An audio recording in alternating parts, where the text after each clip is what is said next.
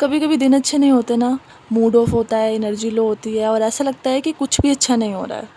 And these are the days when everything feels heavy and even doing simple things like skin care feels like too much. So ऐसे ही bad days के लिए I will show you a small routine जिसको आप अपने bad days पे follow कर सकते हो with basic things in a quiet space just for yourself. And by the way, this video is not about looking perfect, it's all about feeling okay again. So सबसे पहले let's keep it simple.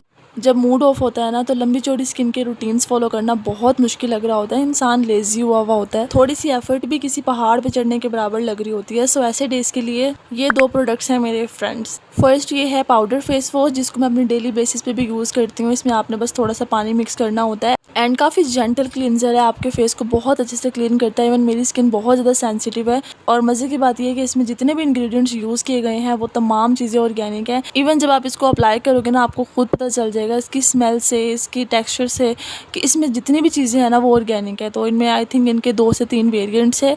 मैं इससे पहले इनका जो charcoal वाला जो velvet dust face wash है वो मैं यूज़ कर चुकी हूँ, उसका मैंने शॉर्ट में रिव्यू भी आप लोगों को दिया था। उसके बाद मैंने कहा अब चलो कोई और वेरिएंट इसका ट्राई करते हैं और अब मैंने ये पेटल डस्ट लिया है। इसमें से रोज़ की इतनी कोई प्यारी खुशबू आती है जैसे आपने ना गुलाब की पत्तियों को ड्राई करके किसी रेमेडी में ऐड करके और अप्लाई किया हो, सेम वैसी फील आती है। So I just like it. Honestly आप लोगों के साथ शेयर कर रही हूँ, किसी किस्म की कोई पेड प्रमोशन या प्रमोशनल वीडियो नहीं आएंगे। एंड अगर आपके पास ये नहीं है तो कोई मसला नहीं है, आप अपना रेगुलर फेस वॉश भी यूज़ कर सकते हैं। ओके सो इसके बाद मैं सेम ब्रांड का चारकोल क्ले मास्क यूज़ करती हूँ। आप बेसन, मिल्क और जो डिफरेंट किस्म के DIY मास्क होते हैं उनको भी इस रूटीन में ऐड कर सकते हैं, लेकिन बात वही आ जाती है कि जो रेमेडीज़ होती हैं उनको बनाने में थोड़ा टाइम लगता है, थोड़ी एफर्ट लगती है। एंड काफ़ी लोग अपने बैड डेज़ में ख़ास तौर पे जो है ना बहुत ज़्यादा लेज़ी हुए हुए होते हैं। सो मुझसे मैं उन तमाम लेज़ी लोगों के लिए ये बेस्ट चीज़ है। इसमें आपको जस्ट थोड़ा सा रोज़ वाटर मिक्स करना है और 10 से 15 मिनट के लिए इसको अपने फेस पर अप्लाई करके आप सुकून करो। एंड बिलीव मी, मुझ जैसा इंसान जिसको नेचर से, कच्ची मिट्टी की खुशबू से एक अलग किस्म की ऑब्सेशन हो,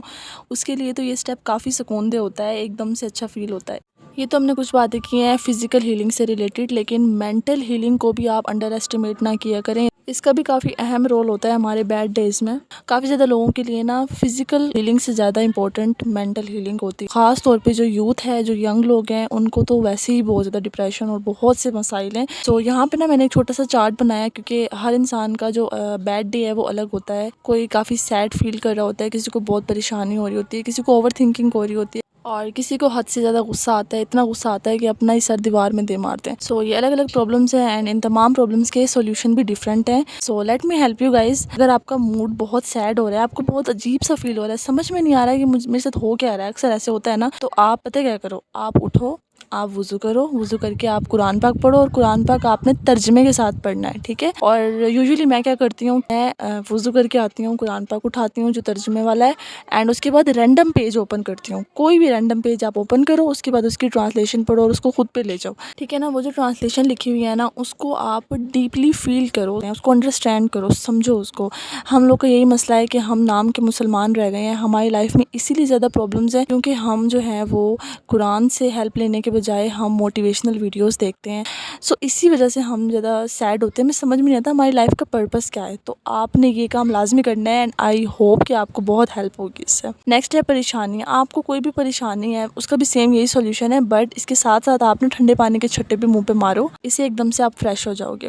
अच्छा, इसके अलावा ओवर थिंकिंग की बात कर लेते हैं। तो आप उठो, वज़ू करो, नमाज़ पढ़ो। और नमाज ऐसे नहीं पढ़नी कि आप चाहे नमाज पे खड़े हो और आपकी सोचें कहीं और हैं, आप कुछ और सोच रहे हो, तो इससे कुछ नहीं होगा। आपने बिलीव अपना रखना है कि सामने कोई है जो मुझे सुन रहा है। आपने बिलीव के साथ, फेथ के साथ नमाज पढ़नी है कि अल्लाह ताला आपकी प्रॉब्लम का सॉल्यूशन आपको देंगे। आप ज़्यादा देर तक सजदे में रहो, आपको सुकून मिलेगा। इसके अलावा आप अपने कोकोनट ऑयल ले लो, सरसों का तेल कोई भी लेके उससे अच्छे से अपने बालों में मसाज करो, अपने सर पे मसाज करो, उससे भी आपकी ओवर थिंकिंग काफ़ी कम होगी और उसके बाद सो जाना, ठीक है। अच्छा, लास्ट में हम बात करते हैं एंगर की। एक लंबी सांस लेनी है, deep breath. And last but not the least, गुस्से में आपको खामोश रहना है। आई नो ये समटाइम्स काफ़ी मुश्किल हो जाता है, मतलब बल्कि बहुत ही मुश्किल हो जाता है खामोश रहना, ख़ासतौर पर उन लोगों के लिए जिनको हर बात पे बोलने की आदत होती है। बट आपको कंट्रोल करना है, आपको कंट्रोल करना है, आपको खामोश रहना है, ठीक है। जितना मर्जी आपको गुस्सा आ जाए, आपने अपने इमोशंस दूसरों के साथ शेयर नहीं करने। सबसे ज़्यादा इस लाइफ में अगर कुछ इंपॉर्टेंट है तो वो है सेल्फ कंट्रोल।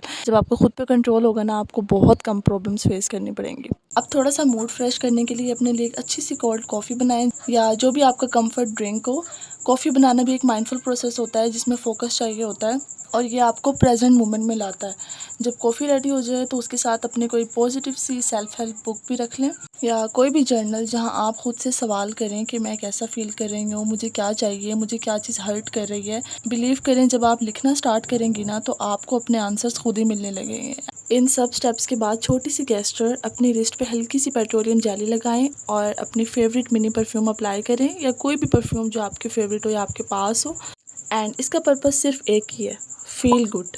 और याद रखें, सेल्फ केयर का मतलब सिर्फ ग्लोइंग स्किन नहीं होता। सेल्फ केयर का मतलब है अपने थके हुए दिल और दिमाग का भी ख्याल रखना। अगर आप भी ऐसे दिनों से गुजरते हैं तो कमेंट्स में लाजमी बताइएगा और किस तरह से आप अपना ख्याल रखते हैं। शायद आपकी टिप्स किसी और के लिए हेल्पफुल हो। और चैनल पे न्यू हैं तो चैनल को सब्सक्राइब कर लें। मिलते हैं नेक्स्ट किसी बहुत अच्छी सी, बहुत इन्फॉर्मेटिव और एजुकेशनल वीडियो में। तब तक के लिए अल्लाह हाफिज़, टेक केयर, बाय बाय।